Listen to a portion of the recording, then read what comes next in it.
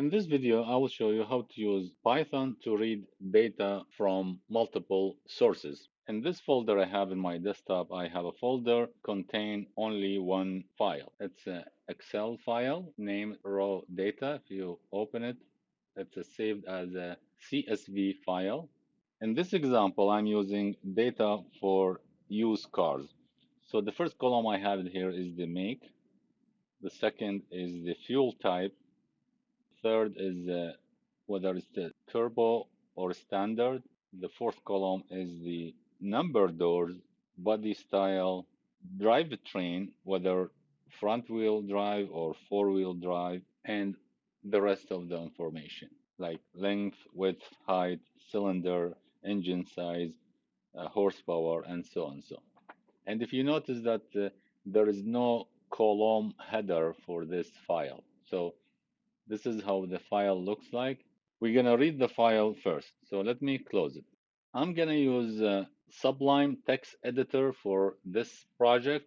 So I have my Sublime Text Editor here on the left side, and I have my data analysis folder in this side, which is now contain only the raw data. And in the future, I'm gonna save all the files right here.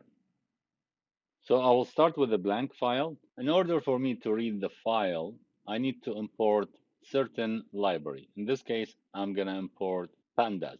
So I will start typing import pandas as pd. Import underscore data equal that. I just want to let you know that this name should be exactly as this one with the extension. The next line, diff equal pd dot read underscore csv, and then I'm gonna use import data here, comma header equal none.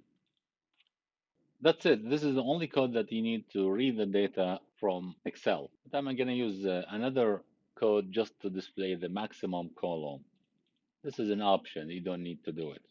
Max underscore comma none. Now you want to print the output. In order to do that, you need print statement. So print, I'm going to use df, and I'm going to print the first 10 rows. Use this function, head 10, enter. Now we are ready to print the first 10 rows.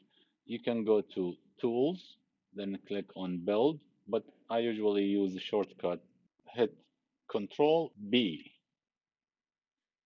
So if you open the sheet, I'm going to open the raw data, try to put it next to each other. So the first column is this, contain this one. The second is this, third, and so on. So,